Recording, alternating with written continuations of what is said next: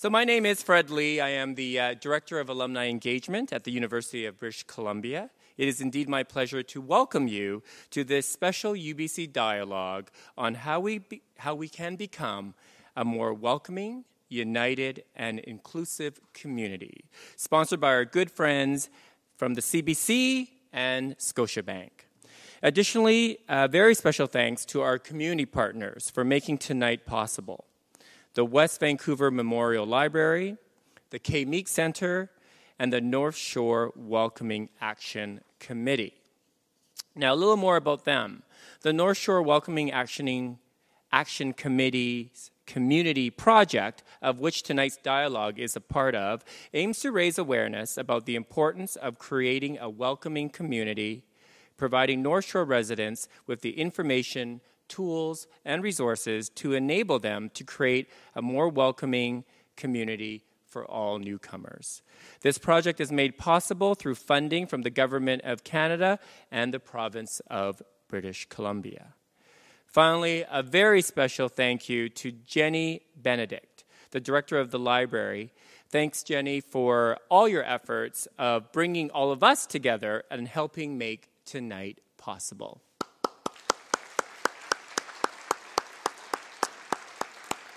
Now, to bring greetings from the District of West Vancouver, please welcome, and we're proud to call him one of ours, a UBC alumnus, Mayor Michael Smith.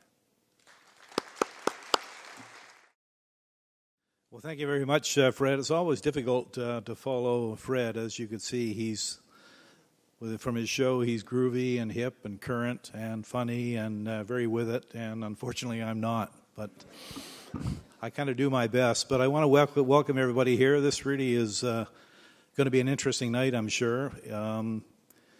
We have in West Vancouver, 40% of our citizens have come from other countries, and in the last 5 years, we have 3,000 newcomers coming into the district. And one of our priorities as a council is to make sure that we are integrating those newcomers into the community, and we are trying to make West Vancouver an inclusive community, because obviously those people from different cultures and different countries have a lot that we can learn from and a lot that we can make West Vancouver a richer place. So it's a very important topic, one that we really do want to, we're dedicated in West Vancouver to continuous improvement. And so anything we can learn here tonight on this subject, how we can do things better, and is something that we really are here to learn. So I don't want to take up a lot of time. We're all here to listen to the panel. So Fred's, I was asked to thank the sponsors tonight, but Fred did a very skillful job there, so I'll very quickly cycle through them. We thank the UBC Alumni Association, Scotiabank, CBC, the North Shore Welcome Action Committee, Kay Meek Centre, and of course Jenny and our West Van Memorial Library team. So I hope everybody enjoys the night. I'm really looking forward to it. Thanks very much. So welcome to UBC Dialogues, wisely timed after the Olympics are finished and over. Anybody still sleep deprived after all of that viewing? Yes, okay. Well, the North Shore, as you're well aware, and as we've heard, like many other Lower Mainland communities, it attracts people from all over the world. And in recent decades, that includes people from China, South Asian countries, Persian countries, Filipino populations as well. They've settled in this area, many forming cultural communities here alongside what previously existed, like we saw with the European Canadian and First Nations cultures that have been here as well. Now, challenges do rise occasionally, and the resulting cultural mosaic has led to opportunities that don't actually exist in all communities. So it's a rich resource that you have here. It's an opportunity. So how do we get there to build on that? How can we use, these are some of the questions we're going to pose, our cultural differences as a pillar of strength for the broader community? Do the current government policies that are there, or the civil society activities and societal attitudes contribute to a feeling of unity or create divisions, unnecessary divisions? And how can we make the most of the cultural richness that we do have? We did speak about this today on the program that I host, BC Almanac, with one of our panelists, and it wasn't long before we heard from our listeners about some of the barriers that are there for people. Bigotry and racism, obviously, a major concern. The challenges of finding work and being happy and being connected with community. Immigrants trying to connect with others, especially if language is part of the equation, and it can be difficult for people to make those connections. Or others, the rest of us, having an insular outlook, not looking to other cultures and being interested. And those were just some of the comments that we heard over the course of about 20 minutes this afternoon. But we have 5 experts here to address these big questions, and I'd like to encourage them to speak with examples in mind that we can all get our brains around. And as they get comfortable and come up on the stage, I'm going to give each of them a brief introduction, as it would be impossible to give them their due with the time that I have. So I'll ask the panelists to begin coming up to the stage. And maybe as I call your name, you can pop your hand in the air so people know who I'm talking about. Alden Habakon is, well done, Alden, Director of Intercultural Understanding Strategy Development at UBC, where he is leading development and early implementation of the university's commitment to intercultural understanding. He is a diversity and inclusion specialist focused on embedding diversity and intercultural fluency in organizational cultures and also harnessing that diversity at UBC. Lydia Kameni is a director at the Vancouver Foundation, Granting and Community Initiatives, and in this position, she oversees arts and culture granting for the province, partnership projects including the Vital Signs Community Research Project, and neighborhood small grants, which include small grants to strengthen the connections between neighbors. And it will be interesting to hear some examples of that as it relates to our discussion tonight. Gian Pavlico is all about empowering youth and the community through work as a facilitator, a youth programmer, martial artist, and movement coach. He's currently a facilitator for Safe Teen International and Neonology, the founder of Varsity Initiative and co-owner of District Movement, and he's worked in the field of children and youth for over 13 years and lives in North Vancouver. Anita Parhar received her PhD in education at UBC, where she has been an instructor for 10 years now. She's also an honorary lecturer with the UBC Faculty of Medicine and co-hosts a TV program. It's called Pearls for Success. And her teaching interests, they explore how Canadian educational practices of families and communities and schools, how that influences and are influenced by historical, social, economic, and political factors, as well as social issues such as diversity, multiculturalism, and racism. And finally, Dan Hebert, professor of geography at UBC and a faculty associate with the Lew Institute for Global Issues. And his focus in his research is on the integration of immigrants in Canadian cities, particularly on issues related to their participation in housing and the labor markets, which is so important to feeling connected, having a job, and having a home that you can afford. Please give our panelists a warm welcome.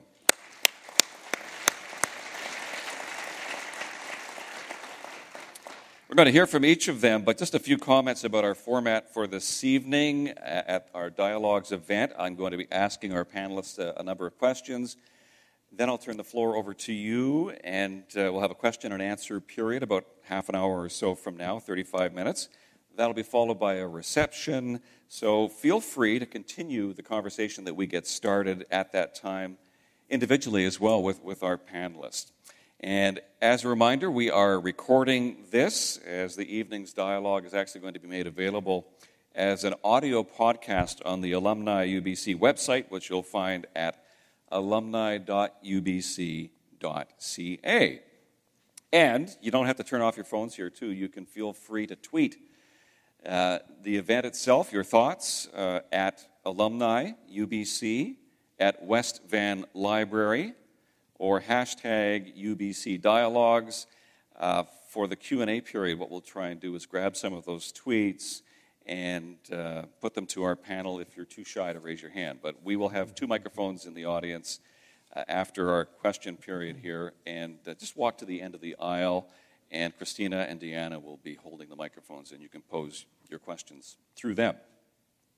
Now, I did speak with the panelists briefly earlier this week preparing for our dialogue, and we decided that a good place to start would be to talk about a few of the key words before we actually get into the conversation. And those two words are welcoming and communities. What kind of communities are we talking about, and what does it actually mean to be welcoming in a meaningful way? So if you look up those words in the dictionary, welcoming means to greet, receive, or entertain cordially or hospitably. What is welcoming to one culture, though, could be quite different to another. Communities has a few different meanings. One is a group of people living in the same locale, under the same government. Another is a group of people having common interests. And these two very different meanings make our discussion even more challenging, actually, especially since the communities that we're speaking about, whether it's Filipino or Euro-Canadian, they all have their own sub-communities. So what I like to think about as to what's important here is people, wherever they live, they want to have a sense of belonging, a feeling of belonging that contributes to individual and community well-being. So when people feel like they belong, they can actually contribute to this larger community in a meaningful way.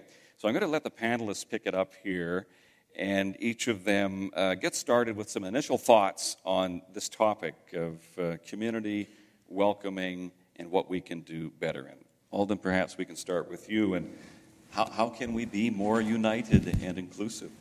I'll just begin by just taking off from the point that you just made, that what we assume to be welcoming may not be welcoming to other people who we actually are hoping to welcome, and that's maybe something that we're hoping to do better at. And I'll just give you an example. I've been hosting and emceeing a program in the city of Surrey called Dialogues Inspired by Cooking and Food, and what we've been doing is inviting chefs of different ethnocultural communities to come in and share some insights about food and their community. And we've been asking them, how does one welcome in your own community? And the answers have been so unexpected. The classic Canadian welcome is you go over to your new neighbor's house and say, nice to meet you, I'd love to invite you over for dinner. And that would be what we'd expect. And as it turns out, after if you speak to new immigrants, particularly those who are struggling with integrating into Canada or Canadian communities, what we've learned is that invitation is actually one of the worst things you can do because it terrifies them. And the average person that's been in Canada for a number of generations just won't see that, won't understand why that would be really difficult. And so getting to a place where we find ways of welcoming people that are appropriate for who we want to welcome is a big leap forward in terms of reaching those goals. Thank you very much. And Lydia, what's your take? Okay. So at Vancouver Foundation, we've spent a fair bit of time thinking and talking about this issue. And we believe that if we want to tackle this issue, we actually have to find solutions to loneliness. And we need to find ways of building trust in our communities. So we know that when we are lonely, it's hard to make friends. We tend to have negative attitudes towards many aspects of our lives in our community, and we are also less tolerant. So being lonely makes people not want to be engaged or to contribute.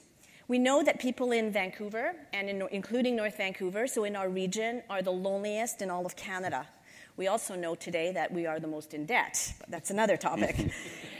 So Vancouver Foundation is Canada's largest community foundation, and as such, our vision is healthy, vibrant, and livable communities. So in order to do that, we have gone on this 4-year journey to try and understand how we can build strong social connections and a sense of unity in our region.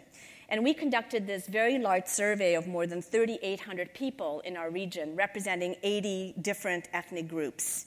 And what we learned from this survey is that Vancouver is a very hard place to make friends, and most of us are more lonely and more isolated than we would like to be. We know that our neighborhood connections are cordial but very weak, and that many people in our communities are retreating from this sense of community life. And it's not because we're too busy. It's actually because most of us believe that we have nothing to share. So why is this important? Because we know that people don't have a sense of unity, that we tend to be less healthy. There's higher incidence of suicide, of depression, there's higher crime. When people feel disconnected, there's less resiliency, and people are less able to cope, and when there's a disaster, we're really in big trouble.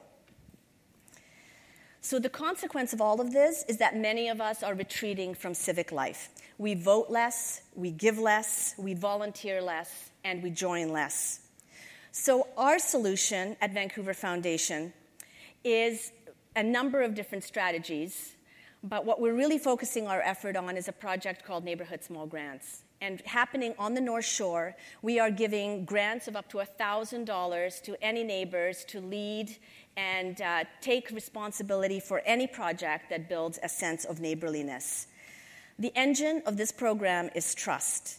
And the outcome of this program is that people feel less lonely, and they're more engaged, and they're more trusting. So we know that this project transforms communities of problems to communities of possibilities. The results of this program speaks for itself. It's impactful, sustainable, and successful. So we're on our way. We have a way. But we need every one of you to help us with this project. And I'd encourage every one of you to check out our website for Neighborhood Small Grants. And I'd be happy to share some stories as the evening unfolds. Thank you, Lydia. And if you have more questions, you can follow up. But I love hearing of specific examples like that, things that are being done that can make a difference around community and welcoming. And John, what are your thoughts about this? All right, so instead of telling you my stance, I'm actually going to do a little quick activity with everybody here just to kind of exemplify what that means with my work with North Shore Multicultural Society and North Shore Welcoming Action Committee. So if you can trust me for the next minute, I'm going to get everybody, when I say go, to close your eyes. There's no talking in this activity. When you have your eyes closed, there's only two rules. If you feel a tap on your shoulder, you can open your eyes. If you feel two taps, you can open your eyes, and you can also stand up and walk around. That's it. Close your eyes. Everybody will do it also. Don't worry, trust me, nothing's going to happen to you.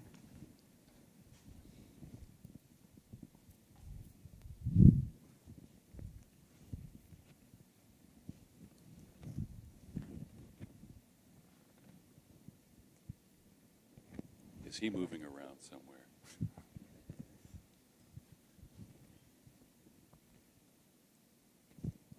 All right. Everybody have a seat. Thank you. You can open your eyes again. All right. So really quickly, that's obviously a really fast version of this activity. But the idea of this activity is most of the people in this room probably had their eyes closed. They weren't a part of this activity, even if there was nothing going on. Some people had their eyes open, but they couldn't walk around. They were a little bit included, but not as included as the people that were able to walk around. Okay? This activity is about community. It's about power. It's also a setup. I never said you couldn't tap other people. I never said you couldn't tap yourself. Okay? Most of the people in our community, we often wait for other people to tell us that we can do something, when in reality, we can just do it for ourselves. And there's lots of people in our own community that can help and have the power to help other people, but they don't tap other people. They don't help anybody else because they don't know they have that power, right? And more importantly, a lot of people do have that power. They know they can help people, but they choose not to. And those are not the people in this room, because you tapped yourself by being in here and by being a part of a dialogue that may relate to you directly or indirectly, but you're here. So thank you, everybody, for doing that. Thank you. Now I feel like I should have tapped myself on the shoulder. Yes, I'm born by rules. Anita, this idea of welcoming communities, inclusive, what would you like to say? Sure. I'm going to speak from a healthcare perspective. And what we've noticed over time is that community organizations, agencies, community centers have actually begun to do that, be more inclusive. And I've got 3 areas that I'll just quickly mention. One is about education for new immigrants, new immigrant families who come, access to health care, and receiving quality health care. So in terms of patient education, what we found is, for example, if someone is in an acute situation, what does one do? Well, we would know from experience that you'd probably go to the ER. You'd go to the hospital. Whereas if you're in a less chronic position or you're not in an emergency situation, a family doctor might be the best place to go. And my husband and I, in our TV show, actually had to do 2 episodes for the show in which we demonstrated when you go to an ER to use the services, when you need to find a family physician, and what you would do when you get there. A lot of people don't know that medication is what you take to the ER. In terms of patient education, it's also how to access other healthcare professionals. In terms of access, it's do you want to see an optometrist? Do you need to see a doctor? Do you need to see a dentist? And if so, how do you go about doing that? And I like your tapping on the shoulder, because what we've found over time is that if you do tap somebody on the shoulder, they're more likely to go with you to seek out health care than not. And the third is access to good quality health care, and language was mentioned as one.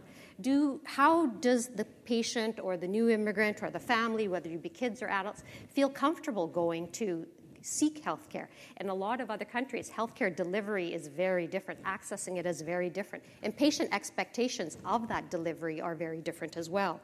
So how do we provide a culturally safe environment in order to be inclusive and welcoming and listen to the patient and hear their stories of where they've come from and ask them what do they really need? Thank you very much. And Dan, you get last word right now. Thanks. Good evening, everyone. I think we have a big challenge in front of us, and one of the elements of that challenge is that there's many different interpretations of this word inclusivity. If we were to ask you all to finish this sentence, I feel included when, ... you would not have the same answer. There's 150 or so people out in the audience. There would be 10, a dozen, maybe dozens of different answers to that. And I look at this question from the point of view of immigrants coming into a new society, and the problem for immigrants is they're not quite sure what's expected of them. And there's different actors, there's different institutions that give them different impressions of what the expectations are. There's also people in civil society behave differently toward newcomers.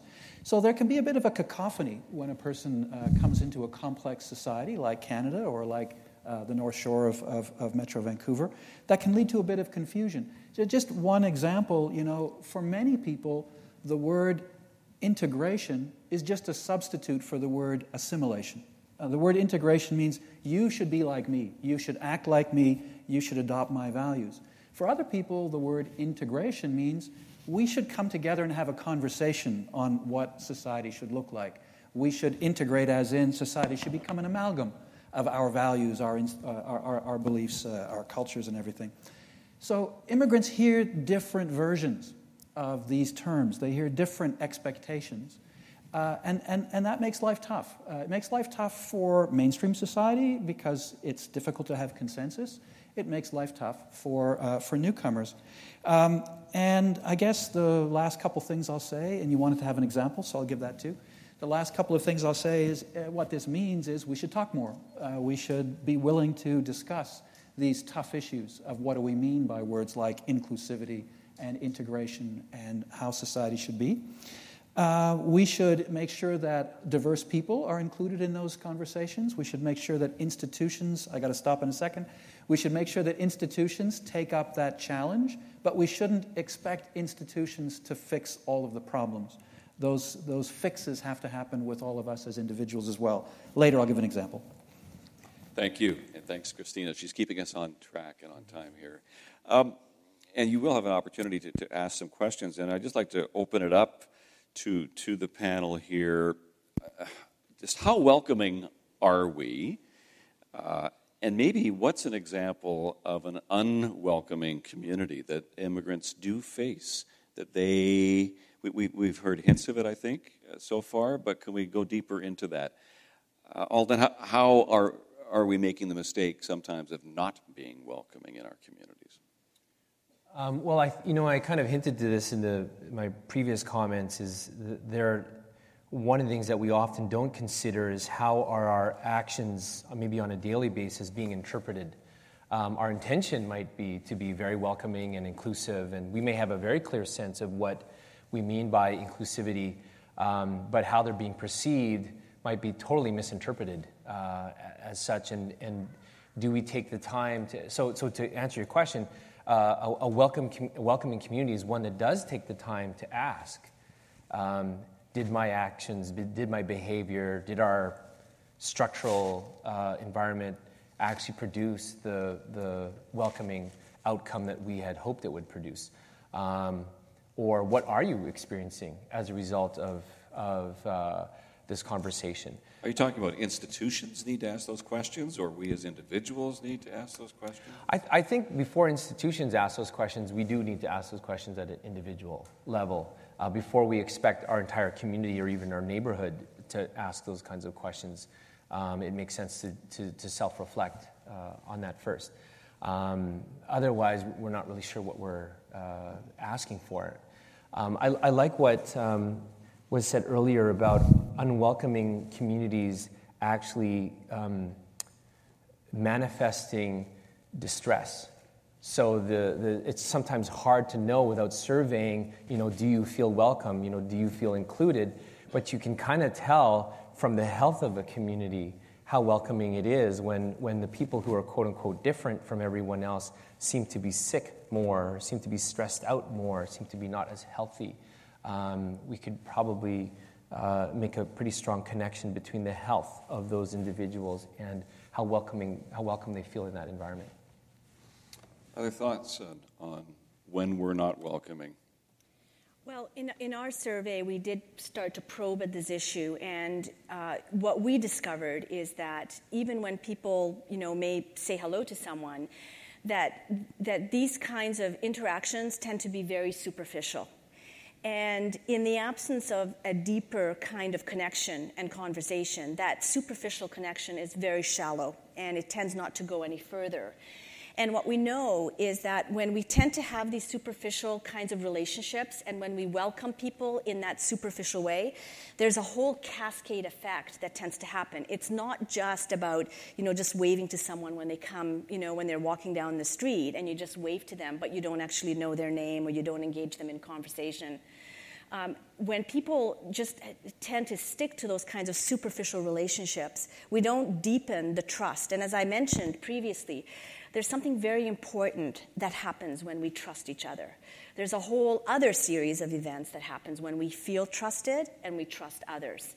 And that's the basis on which our communities have been built. And in the absence of that, we're finding that people are beginning to really disintegrate in terms of their relationship. So I think that the real challenge in welcoming people is that we've created these kind of superficial tendencies and we accept that that's the way that it has to be. Some of us, we know, have actually lost the skills of what it takes to actually connect with someone at a deeper level, at a neighborhood level.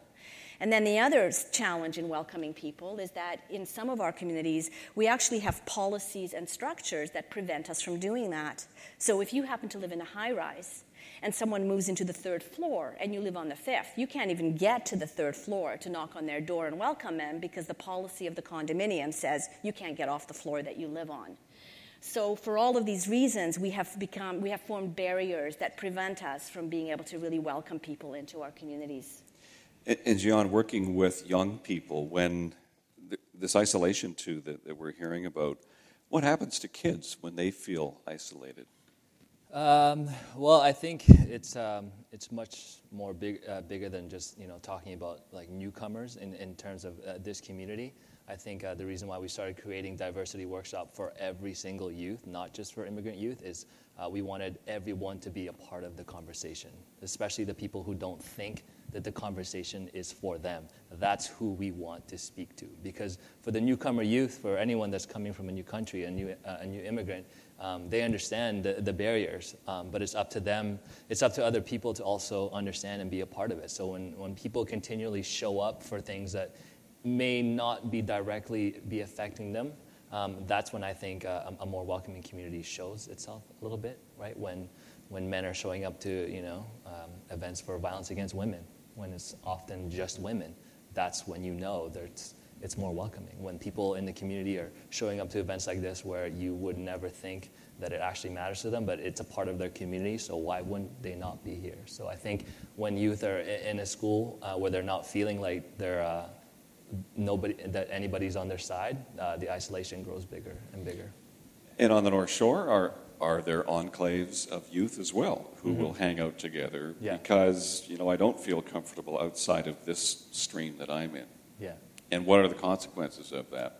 Well, I think, it creates a bigger separation because there is so many cultures. There's so many diverse cultures in every high school and every community. So often they're not empowered or encouraged to go outside of that community because they already feel welcomed. Although the idea is to be welcomed all together in your own community, I don't think there's enough things happening where youth can actually genuinely get to know each other outside of what culture they're from. Anita, the television program that you do, Pearls for Success, with your husband, what did you see? I know you touched on health matters, but what else did you see that people needed to know some of these rules of existing here and getting what they need to live here? Sure. A lot of that is knowledge. In education, we call it capital, whether it's economic capital or social capital. People have social capital, but they don't have the social capital, the knowledge of the system, the connections, how to get what you need, how to get access to things, because what their knowledge and their capital doesn't fit with the capital here. So how do you connect them? You ask, when we train our teachers and we train our doctors in the university to speak to people, simply ask them, how can I help you? Is there something I can do for you? And we have a lot of community organizations and hubs in schools that I think we have underutilized to be the home or to access other people who are in the community to start developing networks and connecting communities to these networks. I think we have a lot of resources out there. We haven't quite got the people to help hold your hand and link people with the abundant sources that are out there. Dan, I think you can speak to examples of other cities, other communities that have taken this on in a really interesting way. Seattle, for instance, has created an office where their entire reason to be is to help people make those connections that we're hearing about. Maybe take us through some of the examples that are striking to you. Well, sure. I think there's an interesting point that many people that live in Canada and in Vancouver, Greater Vancouver particularly, often think that we're at the forefront of integration of newcomers. And from an institutional perspective, that's not really true. There's a lot of other cities around the world that have gone much further than we have in terms of setting up institutional structures that incorporate or invite newcomers into their corpus.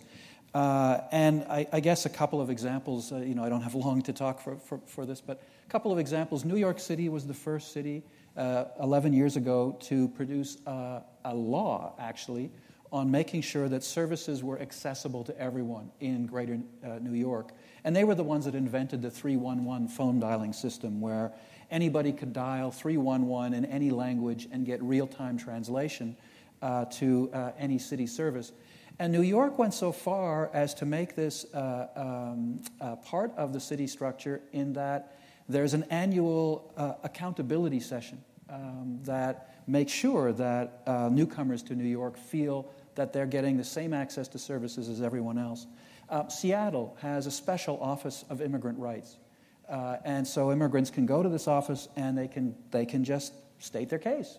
This is going well or this is going badly, whatever the case may be.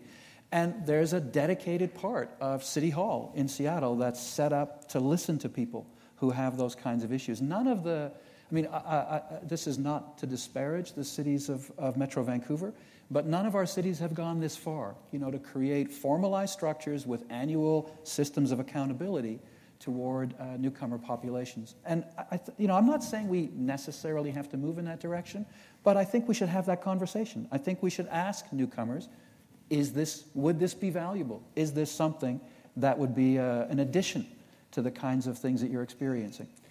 Is that in part because multiculturalism was sort of handed down from on high in Canada, a few decades ago, and somebody else is looking after that? It's not us at the community level. Yeah, if I could just keep talking for one more minute. I think Canadians have a kind of a complacent sense that multiculturalism is the right way to go, and multiculturalism, of course, was enacted as a policy of the national government of Canada. That was 43 now years ago. When multiculturalism was enacted, and people kind of think they put it on that shelf, right? It's the responsibility of our national government, but nobody really integrates to Canada as a whole. People become members of local societies. They become members of neighborhoods. They become members of, I think cities is really the appropriate scale to think about this. And cities have often got kind of nice vision statements or charters about multiculturalism, but they haven't gone very far in terms of institutionalizing structures of City Hall around that question. Alden, UBC is something of a city unto itself, isn't it? And you have strategies, and maybe you could give us some examples of things that you are doing that speak to what Dan is talking about. Well, one of the first things that, so I was invited 3 years ago to join UBC and begin thinking about how we might actually create a campus that's characterized by this thing we're calling intercultural understanding. And the first task that we had was to define what this actually meant. And one of the things that we've learned is that UBC, as with many of our municipalities, is going to be more diverse 5 years, 10 years from now, whether we put any effort into it at all. In the same way that Vancouver, the Tri-Cities, they're all going to be more diverse next year, whether we have a multicultural advisory committee as part of the city structure or not. So becoming diverse isn't our challenge. Our challenge is, what do we do with the diversity? And by the way, what was the point? And we began asking these really hard questions of what were we actually trying to achieve by encouraging this diverse of a student population. And a lot of answers have come out, and one of which, of course, is intellectual diversity and diversity perspective. The one big answer that we weren't expecting was that ultimately our ability to turn this diversity of a population into something positive influences our ability to be a socially sustainable city. You know, in UBC's case, almost a city or a very large community. Is it possible to be diverse and not socially sustainable? Absolutely, and that's the concern of a lot of people. So one of the things that we did very concretely was, actually put into place a plan that has some goals. And one of the things that we wanted to determine as we were developing this plan is what are the core issues that are resulting in what we call intercultural barriers. And at the same time that the Vancouver Foundation was doing their research, we were also doing some research on campus. I interviewed over 200 faculty and staff asking them this question, and it was unanimous that UBC was a hard place to make friends. So when I connected with the Vancouver Foundation, we were like, we are coming to the same conclusions, although we hadn't talked to each other about what we were looking for.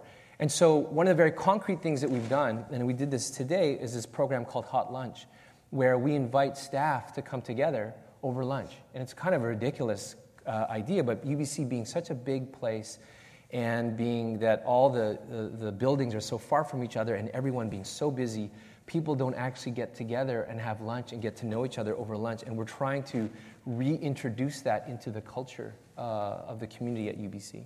Bring back the lunchroom. Very good. Why do you think diversity is also perceived as a threat by some? Because, intolerance is certainly one possible example, but are there other reasons why maybe we're hesitant to reach out and help people when they need it? Lydia? I think anything that's perceived as a threat usually comes from a place of fear. So we tend to fear that which we don't know. And we found this in our survey. So in the previous question, we were talking about newcomers. And, one of the interesting things we found in our survey is that actually some of the most lonely and isolated people were people who had lived in their neighborhood forever, and their whole neighborhood had changed, and they had stayed, and they actually felt like the newcomers. And so, there's that fear is experienced by lots of different people at lots of different levels who are feeling uncomfortable with the rate of change, and who may not know or understand their role in how this new society is unfolding. And because we tend not to have the opportunities to come together and engage spontaneous and deep conversations, that fear tends to get prolonged, because the more we think and stew about these things, the more it becomes real in our own minds. And so the solution is really around finding opportunities to get people together. Because as soon as people get to know each other, ethnic differences and demographic differences, age differences, they tend to fall away. Once we get to know and trust each other, those things no longer become so important. So the unit of transformation is really the unit of the small group of people, or the group of neighbors, or a small number of people who get together because they believe in something in their community. That's a very powerful unit of transformation that we have learned really helps people move past their fears and begin to imagine what a future in their neighborhood looks like, that's based on trust, that's based on possibility, that's based on gifts, inclusivity. All those words are words of imagination when we allow people to create a new future. A block party. Can we apply for a grant? Yes. Block? Is that an example of a simple thing? Absolutely. Neighbors can apply for anything up to $1,000. Absolutely any project at all, as long as it brings neighbors together. A lot of those are block parties. Sometimes people just get together and invite their neighbors for a meal. Sometimes it can be around sharing a skill that you may never knew you had. Like some people do canning, and they never even knew they could teach canning, but they can. It can be around planting some seeds in a garden that you're willing to share with your neighbors and teaching them how to cook or harvest it. The examples that we have are just, the variety of projects is limited only by our creativity and imagination. When you think of our history as a province and as a country, intolerance has always been a part of that history. Think of what the Chinese experienced, 100 years ago, the head tax, what our Aboriginal people have faced, some would argue, right up until the present day. When you look at the continuum of welcoming communities, how far along do you think we really are, and where do we have to go to yet? John, I know that's a tough question. That's a tough question. But from where you sit as a young man working with youth, things have changed dramatically, obviously, but where do you really want to still see significant change and improvement? Yeah, that's a really tough question. I think, I'm sitting in this chair because I work with a lot of youth in the community, but I think the youth issue is very similar to the community issue, because obviously they're going to grow up to be the adults that we see in the audience today, but they're also learning from the people that are in their families, so they're taking it into their schools. So it's not just a separate issue, but I think it's a really tough one to answer. And I even lost the question. Well, it's the smaller steps, I guess, maybe. Can you say that question again? Well, I guess I'm just wondering how far along we are and where we have to go yet. I think. Yeah, I think the reason why we created one of the workshops, our main initiatives for the North Shore to create a diversity workshop was because we wanted to see if there was racism on the North Shore. And a lot of the youth that we first polled about 3 years ago said, no, there's no such thing as racism.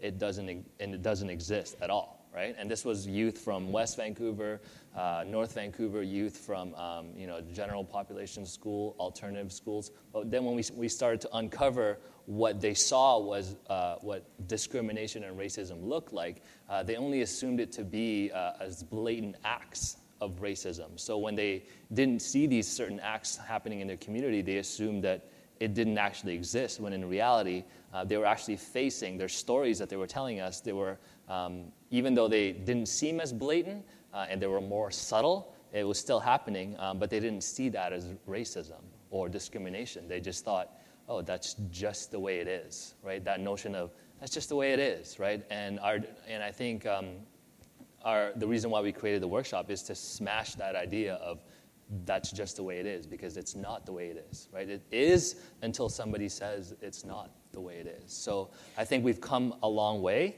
but part of it is also that it's racism and discrimination and being unwelcoming has become so intelligent and smart that we ourselves don't see it. It's become a part of our language. It's a part of our music, our culture, our everything that, when we cease to see it anymore because it's less in our face, we believe that we're far better off. And in reality, when you start to really look in a different lens, it shows itself in very different ways, and it's still there. Good answer, because I think you got at something. It's there in a more insidious way, perhaps. It's more subtle, as you point out. Alden, did you want to pick up on something here? I want to give an example maybe that's not so subtle. So first of all, to respond to your question about what are the degrees, I actually think that the highest degree of welcoming is when people who possess a certain amount of privilege are willing to share it. It really comes down to that, is we can be welcoming, but are you willing to share the privilege that you might have being someone who's lived in Canada for a long time with people who are coming and arriving or establishing themselves in Canada? And I think part of that, as much as intolerance has been a part of BC's history, so has privilege. Some of the most privileged Europeans chose British Columbia to settle as opposed to Alberta, Manitoba, or Ontario, and there's a long heritage of privilege living here. We have internalized how we play out and act privilege, and you no longer have to be that stereotype of white-looking British to have a sense of privilege living here. And I'll just give you a very specific example. When I surveyed international students, when we did focus groups with them, one of the questions we asked them was, what group of students is most hostile to you? And kind of to our surprise, but actually not surprising if you've gone to high school in Vancouver, is that every group that we surveyed said it was the Canadian-born students of our ethnic group are most hostile to us.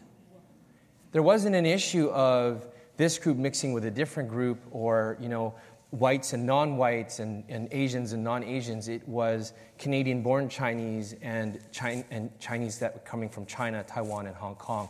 They didn't talk to each other. And it's not that one was coming poorer or richer. They were both coming to UBC with a large amount of wealth. It was that one group felt that they had a certain amount of privilege and they just didn't feel they would want to share it. That other group came to appear to them as a stereotype of an immigrant that they've spent their entire high school trying to not be seen as. So the idea of being friends with them seemed really quite repulsive. So that's really a complex thing to have to work through, because on the surface they might look all the same. They might sound all the same, but in fact they see themselves quite differently. This is the community, the sub-communities within the communities. Anita? Alden is saying is power and status. If you're talking about privilege, racism, tolerance, intolerance, it has to fundamentally do with power. Talk about colonization of the Indigenous people. People have, people don't, and power is always a part of it. And I think that's something that's not really talked about. We can talk about more subtle things like how people dress or what they look like or how they practice certain things, but power is part of that package that we don't necessarily unpack, that I think we need to. And with that then comes, what am I doing as an individual? What are my attitudes, my beliefs, how I speak, the words I choose to use? How are they impacting other people? And we expect other people to change back to possibly to what I think they should, but should I not look at myself and question what I'm doing and how that impacts other people? Let's kind of disturb the power balance, imbalance there. Dan, we like to consider ourselves being tolerant. Canadians typically attempt to be, but how much farther do you think we have to go, and what's realistic? Mm-hmm. Well, I think we should be at least a little bit self-congratulatory on this front, but also we should recognize there's still challenges to come. I think it's instructive sometimes to remember the long sweep of history. 100 years ago, there were race riots in Vancouver. There people burned down Chinatown. The hostility was in the air. I mean, visceral, violent hostility was in the air. Now we think of Chinatown as like an important part of the multicultural fabric of Vancouver, and we suggest that tourists go there and try to experience this history and understand our society through that history. So that's like a major achievement. I would also think about sexual orientation. When I grew up, alternate sexual orientations were just off the table. I mean, there was just, you didn't talk about it. You feared it. And now it's a very, and thankfully, it's a very open part of our society. So, that gives us a lesson. Change can happen. Sometimes over the long haul, and sometimes it can happen really rapidly. So those are all some things we should be a little bit self-congratulatory about. But at the same time, there's still challenges among us. There's challenges of socioeconomic equity, challenges of labor market openness. Maybe an example here, if I could just carry on for one more minute. I used to be associated with something called the Metropolis British Columbia Project. We had a lot of money to give out for research, and we had one project which I thought was just really important. We got an economist called Phil Oreopoulos to do an equity audit. And what he did was he put together 8,000 fictitious resumes and sent them out to real advertisements out there in the labor market. And he did it in Vancouver, in Toronto, and in Montreal. And I'm afraid, the results of that were pretty sobering. And the single most important thing was the person's name. Just changing the name from, a generic Anglo-Saxon name, John Smith, to a name that was very obviously Indo-Canadian, Chinese-Canadian, or interestingly, even Greek-Canadian, had a very significant impact in terms of the callback ratio of where those resumes were sent out. So we've come a long way, but we're not yet where we ought to be. You're talking about basic respect and civility there, aren't you? Responding to applications. How do communities integrate that? How do you do that on the North Shore? Bring in more civility and responding to people. How do you do that here? Since I was just talking, I'll just carry on for just one more minute. So keep going. What we've tried to do. So there's something in the city of Vancouver called the Mayor's Working Group on Immigration, and I'm a co-chair of that group. So I've been involved with it for about 7 or 8 years. And we've put together 3 little initiatives. They're not the kind of formalized things I was talking about earlier when I mentioned Seattle or San Francisco or whatever. But we did 3 things, and I think that they were useful for this civility issue. The first thing we did was a multimedia exercise in trying to get people information about temporary foreign workers and the contribution they're making to Vancouver, which is a big one. The second thing we did was we organized a set of 10 dialogues between First Nations organizations and newcomer organizations. So 5 invitations in one direction, 5 invitations in another direction. I think that was quite good. And then maybe the most useful was the City of Vancouver initiated a mentorship program in City Hall. Putting your money where your mouth is, or putting your time, I guess is a better way of putting it, where your mouth is. So the City of Vancouver, all of the senior members of city staff took on a newcomer as a mentee and, helped that person understand the job that they were doing and worked with them through that. And that's now becoming a permanent part of the City of Vancouver bureaucracy. Small steps, but they're all in that direction of the city trying to play a role as an inclusive institution in society. Maybe in closing, because we're going to turn things back to Fred Lee so he can give us another dance lesson, a takeaway thought from each of you, maybe as it relates to this last comment, or something you would like the audience to carry home with you tonight. Alden? One of our biggest learnings at UBC in looking at the places where there have been actually quite high levels of intercultural experience, especially for students, was that it didn't happen by accident. They were by intention and through design. And I think where we've been fooling ourselves is in this idea that if you throw a bunch of kids together in a classroom, they'll figure it out. They'll be all multicultural. They'll all make friends, and they'll have lifelong bonds and understand each other and be able to talk about each other's difference for life. And that's actually not the case. When students do have very intercultural, multicultural, or transcultural experiences in a classroom, it's because they had a great teacher who set the context and the environment. And so that's our biggest learning, and that's why we're putting so much effort into this now. It's not happening by accident. Left to chance, the opposite is happening. And I think we have a responsibility to our notions of civil society to pay attention to this. Thank you. Lydia. We have more solutions available to us than probably most of us are able to understand. And for so long, we have given up our ability to make a difference in our own lives and the lives of others by assigning, a lot of those pieces to experts. And we're seeing in much of the work that we do at Vancouver Foundation that there's beginning to be a pushback. We have within all of us the understanding of what's right to do, and for many of us, what we need to do. It's just putting that action into place person by person. And I think what I'd just like to do is I'd just like each of you to point to yourselves. So each of you point to yourselves and just look around and see that everybody is pointing at their heart. No one is pointing at their head, right? This is the place where we can begin real change if we come from this place of our hearts, of coming forward with the intentions of really wanting to make a change, and then taking the actions for that change from that heart-centered place. That's the future. And we have within each of us the ability to make a bigger future, a bigger ripple than probably any one of us is really aware. Thank you. Gian? Yeah, I think for me, it goes back to my original activity, which is understanding your own power and privilege.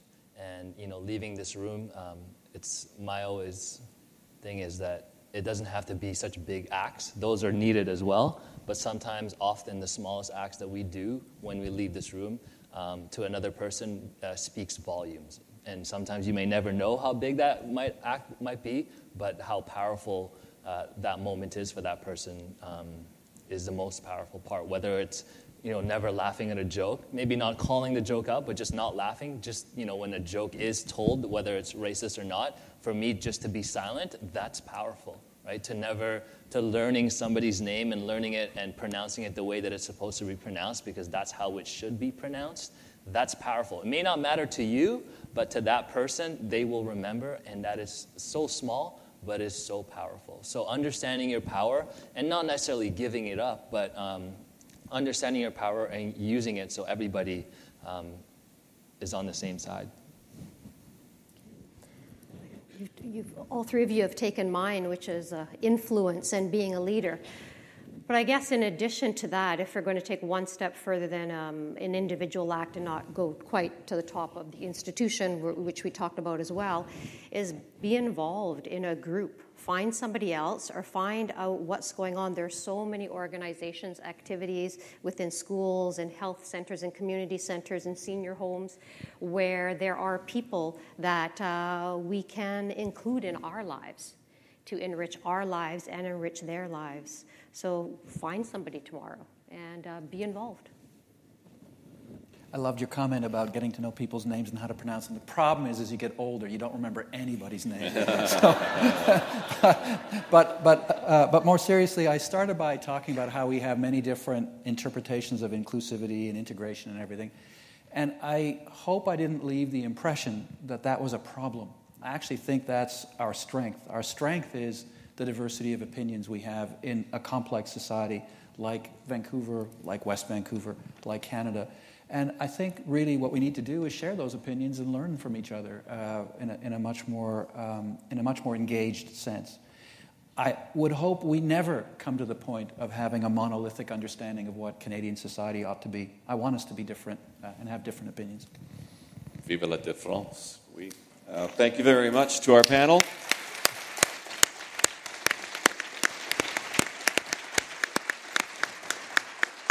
And thank you for your attention and your questions as well. Fred is back to close things out. Thank you very much, Mark. Ladies and gentlemen, please join me once again in thanking Mark and this outstanding panel for carving out the time and joining us tonight. Tonight's conversation could go on for days, weeks, months to come, and I'm sure it will. Feel free to share with your friends and colleagues. This evening's discussion will be made available as a podcast on our new digital library.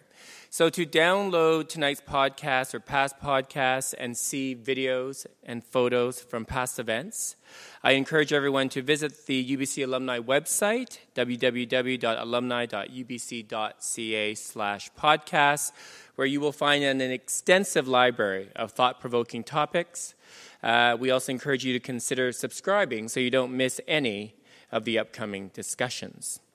We also would like for all of you to note some upcoming events. We invite everyone to join us at our next UBC Dialogue, which will take place in Richmond on March 19th. We will be discussing the increasing urban-suburban divide. Those looking for sunnier destinations, we extend an invitation for you to join us in Palm Springs for UBC Desert Days, March 9th to the 11th. We have a host of events planned. Finally, please save the date, May 24th, as we welcome back everyone to campus for Alumni Weekend. Now, finally, hope you're now ready for your close-up. The North Shore Welcoming Action Committee and the West Vancouver Memorial Library will be doing some filming to create a video montage about tonight's event. So here's your chance, Mark, to get your groove on and show us your dance moves. So please keep an eye out for them during the reception. They'll want to know how you would welcome a newcomer after participating in tonight's dialogue.